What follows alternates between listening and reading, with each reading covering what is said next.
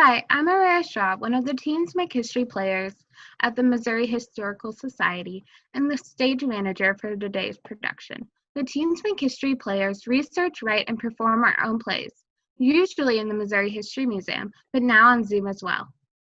You are about to watch the second episode in our series, The Double Pandemic, which explores real people's experiences with the overlapping pandemics of COVID-19, systemic racism, and income inequality. Sharing these stories is the way we can begin to process some of what has happened this year and gain new perspective on what people around us might be going through.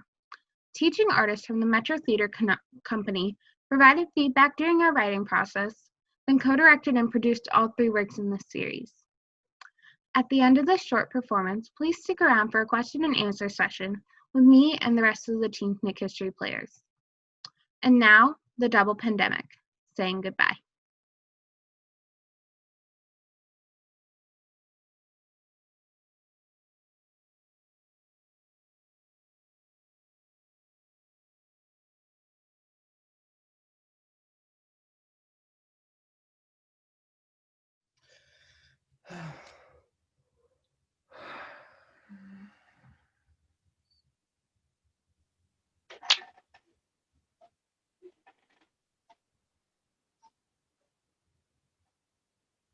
Is everybody ready to start our project? Yeah, I'm so excited, Phoenix. Oh, I love your shirt, Micah. Oh yeah? Thanks. Coming together to stand for Black lives is an everyday battle. So, do you guys know what we're supposed to be doing for the social studies project? It looks like we have to create our own civilization. The instructions are in the document that Mr. Blackford posted to Google Classroom. I'm already so over school. Me too. Work is so hard. I know, right? It's always hard to finish my work because I feel like I don't have enough energy since I'm just so unhappy. I told the counselor how I'm feeling and that my mental state has gotten worse during quarantine because I'm alone all the time, but she won't allow my teachers to push back the deadlines, and now I'm super stressed. Oh, I'm sorry, Noe. This year has been rough for me too. If you need anybody to talk to, you can always come to me. Yeah, thanks so much. We should get started on this work though, otherwise we'll never get the project done. Oakley, are you there? You haven't heard a word from that guy yet. Sorry, I'm kind of tired. I was up late last night at Jessica's party. Things got pretty wild. Ugh, you're so lucky you get to go to parties. They look so cool. Yeah, they do. But anyway, I wish I could go to parties, but my parents don't let me because of the whole COVID thing. Well, I mean, Oakley should not be going out anyway. Unless it's for a good reason, like going out on the streets calling for change. As long as you're wearing a mask and social distancing, you'll be fine. Well, I mean, you can't tell me what I shouldn't be doing. But yeah, we should be getting back to work, so what type of government should we have? How about a government that's run by the very rich that don't benefit the rest of us that we have here in the United States? What do you mean? The US is a democracy where we vote on laws and have liberty and justice for all. Oakley, the average person can't really make a large change in our society. Everything is run by the very rich. Some people can't even vote thanks to some restrictions. So we should just give up? Of course not. I'll keep fighting for my people anyway, and nothing will stop me from going out and protesting with them. I'm sorry, I got a little carried away. It's okay. I stand with you, and you have the right to express your Hey, feelings. if Mike is going out and protesting at these protests, why aren't you telling him to stay in? Well, that's just different. What you're doing is selfish. What? How am I selfish? No, it's not just selfish. Comparing the two situations is ridiculous. What I'm doing is going out and protesting for my rights to live, while you're going out to dumb parties with your dumb friends. My friends aren't dumb, and I'm not dumb either. Why are you guys coming at me like this? Oh my god, can we please just get back on track? Come on, guys. My grades have been slipping, and I really need to do well to pass this class. It's been so hard to focus. Because the need to social distance isn't just some silly topic you can debate about, like whether pineapple should be on pizza. Ugh, I hate pineapple on pizza. No, this is serious. My grandma died of COVID. I just never imagined she'd be gone before I even graduated high school. I never even got the chance to say goodbye. And that's all thanks to some selfish, idiotic people. She followed the rules and wore a mask when she left her apartment, but her neighbors didn't. I'm so sorry. I didn't know about your grandma. Just stopping, preventing the virus and social distancing isn't a silly topic. Well, black people getting killed isn't a silly topic either. Whether or not I live is something that I can't joke about. I know that, and Micah, I'm an ally, believe me. No, it's not that simple. You can't just understand what it's like to be a black person in America. If you wanted to be an ally, then you should listen first. No, I wasn't trying to be dismissive. I want to be an ally who is willing to change and who listens. I'm just passionate mean- about this. That's all. I'm clearly passionate about something as well. Why are you so worried about the actions of a few bad police officers anyway? My uncle Jermaine was murdered by a police officer last year. Oh my gosh, I'm so sorry for your loss. Micah, that's terrible. Do you want to tell us what happened? He was pulled over for a broken taillight. He had a baby on the way. Now my little cousin has to live her whole life without her father. I miss him every day. Wait, is your uncle Jermaine Carpenter? I heard he had a gun in the car and that the police officer just shot him in self-defense. Hey, even if he did have a gun, he could have been taken in peacefully. He didn't own any guns. My uncle Jermaine was the nicest person that I've ever known. He was reaching for his license and the police officer assumed that he was going for a gun, panicked and shot him. He was knowing that the gesture could have looked hostile. And Oakley, it's not just a few police officers. The entire system is corrupt and biased. What? A black person is more likely to be killed by a police officer than a white person. Well, that's just what I heard. Where'd you hear it from? Facebook? Twitter? No, Oakley. The media misreports news that they want to be seen a certain way. It doesn't matter what you think you know about what happened. Micah's uncle did not deserve to die. I'm sorry for everything you're going through, Micah. It's made me feel so frustrated that people are destroying my uncle's name in the media. And I didn't even get a proper chance to grieve for him since I'm constantly defending his name. I'm so sorry you're going through this. I'm sorry, Micah. But I can kind of understand because I lost my grandma.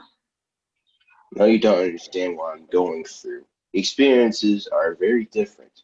Your grandmother died from COVID, and that's awful. But no one told you that she deserved to die. Some people were celebrating the officer who killed my uncle because they hated black people so much. Oh, But I have seen a lot of support for your uncle on Twitter, so that's something. Becoming a trend, hashtag doesn't make the loss any easier. It feels so invasive that people want a piece of the conversation on my family's loss. Hey, I never said that your uncle deserved to die. Whenever you bring up the false information about the gun, it sounds like you're trying to justify the actions of the police officer. You will never understand what it's like to be a black person in America. well, I'm sorry. I see what you're saying. I never realized that I was claiming to understand what it's like to lose someone to police brutality when I've never experienced that. That's all I wanted you to know. I'm glad that you're finally able to see. Do you feel comfortable at telling us what happened to your grandmother? Yeah, I can. She was always such an inspiration to me. She stayed super active, going on runs right up until she got sick. It was just so unexpected. My uncle was a runner. He would talk about training for a marathon the other day. It's weird how someone can be there one day but then gone the next. Yeah, it is. It's especially hard when my little sister Dove asks about Grandma. She's only 5 and doesn't understand that we can't talk to Grandma on the phone anymore, or that she's not going to be there for any more birthdays. I feel awful for even bringing up my depression when you guys are dealing with such big losses. Depression is serious. I didn't realize that's what you were going through. I've been feeling like I'll always feel this way, like nothing will ever get better, but I barely have a reason to feel like that. You guys were right compared to you to not assume you know everything about someone because I had no idea what you guys were going through. Forget what I was even talking about earlier. Well, your experiences are very different, but Oh, and I'm so sorry. I shouldn't burden you guys with all this. wait, don't feel bad. Our struggles do not make your feelings invalid. They should be taken seriously too, and it's not your fault how the chemicals in your brain are making you feel. It's just very different from losing a family member to something that could have been prevented or should have never happened. Thanks. It's just really hard to be isolated from all my friends right now. Well, if you really want to see your friends, then maybe you could meet up at the park or take walks while staying 6 feet apart. Same for you, Oakley. Masks are important.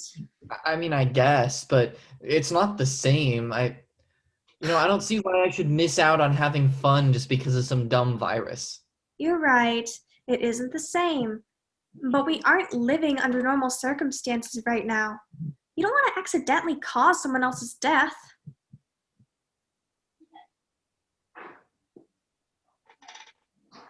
That that reminds me. Did you guys hear about the story of the teacher who tutored a student for ACT? One of her family members found videos of her of a student she was tutoring at a party. Really? Yeah, and no one was wearing a mask, of course. They say he was the only person she was around besides her family.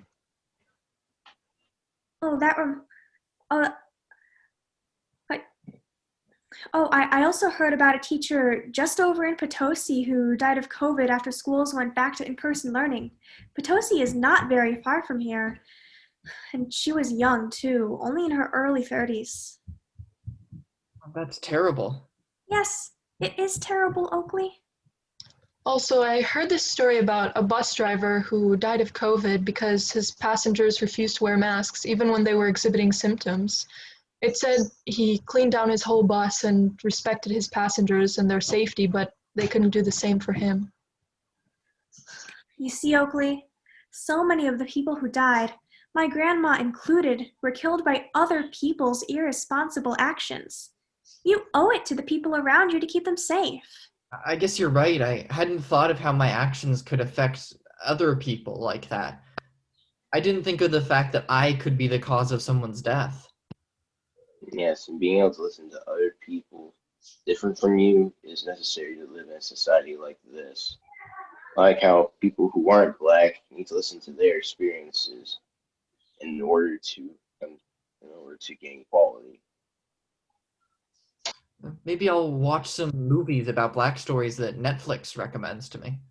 It's great that you want to learn more, but I think that you should find some articles or first-hand accounts instead of going on Netflix. I can send you a list of books that I think will be very helpful. Roll the Thunder, Hear My Cry is a great one. Ghost Boys, which compares the lynching of Emmett Till to a young boy in modern day who was killed by a police officer. And if you're into nonfiction, Just Mercy is a good one. It talks about a lawyer who started a nonprofit in Alabama to help people who are on death row. Thanks for the recommendations. Or you could, go to a protest. Going to a protest with friends is also a good way to get some social time, no we. That sounds great. And Phoenix, I'll ask my parents about your social distancing and getting together with friends. Man, does anyone remember what we were even supposed to be working on? Things got kind of heavy there. Do you maybe want to reschedule for another day? That works. We can text about it. And thanks again, everybody. Bye. Don't forget to do your research on the Black Lives Matter movement. I'll see you guys later. See you next time, Oakley. I better not find out you went to another party on your Snapchat.